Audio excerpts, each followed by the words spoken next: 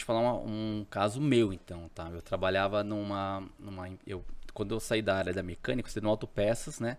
E fui trabalhar no escritório de cobrança. Então, eu passei a ganhar, por exemplo, dobrei meu salário no escritório de cobrança, né? O que eu fiz de imediato? Eu aumentei meu custo de vida.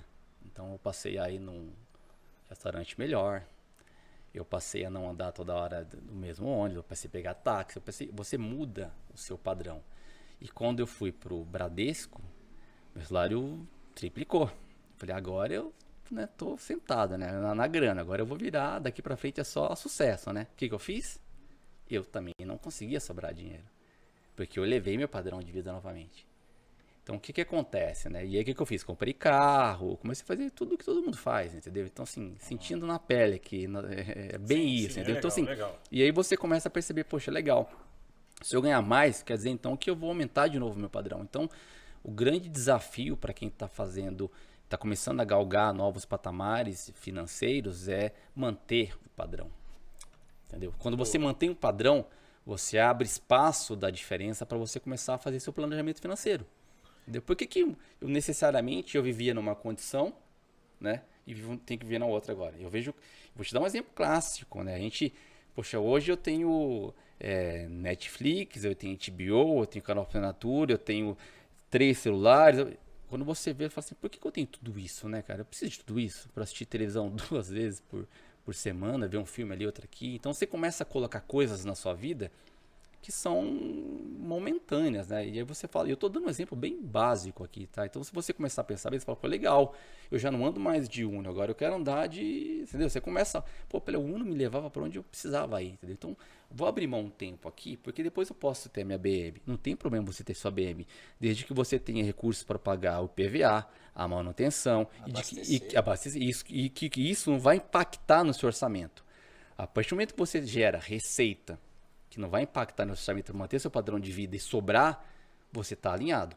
A partir do momento que você dá 2 passos, ao invés, quando você precisava dar um passo, você vai continuar sendo deficitário. Pô, Entendeu? legal, William. Você acabou respondendo uma pergunta do Silas.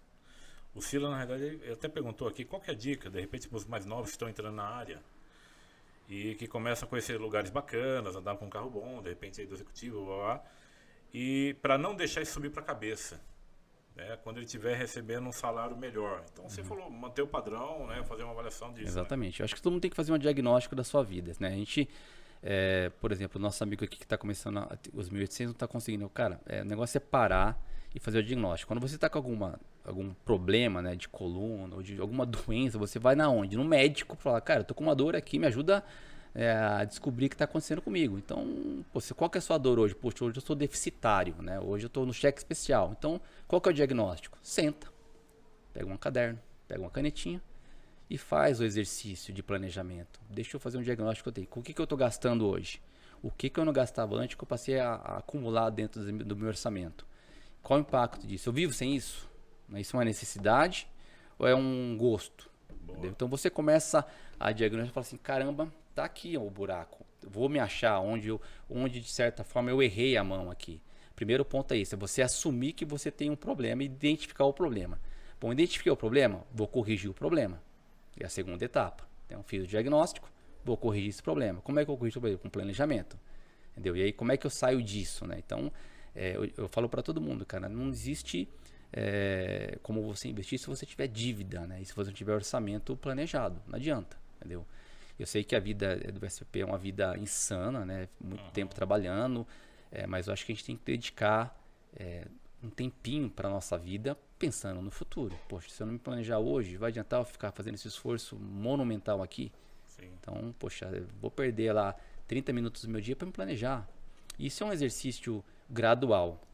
É chato no começo, mas depois fica automático, porque está tudo mentalizado ali, entendeu? E é engraçado que, no fundo, vocês já têm esse skill, essa habilidade, né? Porque um VSPP, como é que ele age? Ele age pensando no futuro. Pensando, poxa, o que pode acontecer aqui com o meu VIP, que pode, né, que eu posso... Prevenção, que eu posso proteger ele, né? Exatamente. Você já desenha um cenário. Exato. Pô, você desenha o cenário pro cara, pra proteger o cara, pra evitar problema pro cara. Pô, faz isso na sua vida financeira, cara. Usa a mesma tática, né? Você é treinado para um negócio E aí tem muito a ver com a área de finanças, quando você fala da área de VSP. Pode parecer que não, mas vocês têm as habilidades que um cara de finanças tem que ter, entendeu? A visão, entendeu? Essa questão dessa disciplina, né? Você tem que ter uma disciplina, né? Você tem que ter um comportamento em cima disso. Ô William, você falou disciplina. Vamos entrar aqui no mérito de pai e mãe. Às vezes o filho vai pedir uma coisa, o pai e mãe negam, não porque ele quer dar, porque é uma coisa supérflua, não há necessidade. Você acha, se todas as crianças, vamos colocar a escola, já tivesse essa educação financeira, fosse uma pauta, uma matéria de escola, todos nós já crescesse com isso, com esse entendimento, esse ensinamento, você acha que isso teria um impacto menor do que hoje? Sem dúvida, cara. É assim, países ricos e desenvolvidos têm essa doutrina de ensinamento nas escolas, entendeu? Então, Nós estamos atrasados. nós estamos atrasados. O ano passado, o governo lançou um programa para educação financeira para os professores, para depois difundir isso na base, entendeu? Então, assim, a não ser uma escola privada, né, que você está pagando ali, que já tem essa cultura já dentro, ela trabalha de maneira ainda sutil, né? Então, isso não é uma coisa obrigatória, né? Mas eu acho assim, Fábio, opinião também muito pessoal, cara. Eu acho que é um pouco utopia, sabe por quê? Eu acho que não é interessante politicamente falando, né, que de repente a população tenha lá a sua educação financeira, assim como a condição do conhecimento político. Então, quanto mais consumista, mais consumidor você for, para alguém é melhor, né? De repente é um mundo capitalista.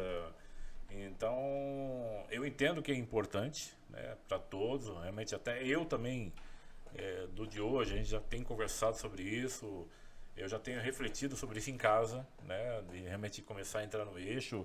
Acho que é muito importante a gente ter essa educação financeira, né, mas assim, essa questão que eu vejo assim, fora as pessoas... Eu entendo o seu ponto e eu concordo, e eu acredito que é o seguinte, cara, a gente não pode terceirizar isso para o governo. Boa. Entendeu? Então, pera um pouquinho só, é que nem a previdência privada, né? Então, assim, se vocês que estão assistindo a gente agora acreditam ainda, quem está na faixa de 25, 30, 40 anos, que vai se aposentar, então eu peço para vocês correrem, para se planejarem, para vocês criarem sua aposentadoria, entendeu? Legal. A gente acabou de passar agora por uma reforma tributária, uma reforma da Previdência, não vai ser a última, entendeu? A conta não fecha, nosso país está envelhecendo. E o velho não morre, né, cara?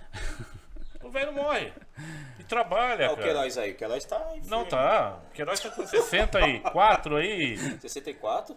E Batendo tá aí. 7-0 já. Não morre, cara. Não morre. Então, mas você imagina, a E outra? gente tinha. Eu tenho exemplos, né, que as pessoas se aposentavam com 44, 45 Olha aí, anos ó. no passado. Olha, Quem paga essa conta hoje, né? E aí quem paga somos nós. Então, assim, a massa de população que produz hoje, que paga isso, e isso não vai fechar a conta. Não do fecha dia a pra- conta, Não né, fecha a cara? conta. Não fecha. Assim, a gente fez um planejamento agora, que para os próximos 10 anos, eu acredito que, até bater aqui, né? Dado o cenário, se não mudar nada, se mantém. Mas a conta não fecha. Então, assim, não terceirizem a gestão da sua vida para o governo, Legal. em qualquer aspecto. Tome a rédea do seu planejamento para você e faça esse planejamento. Entendeu? Mas você acha de repente uma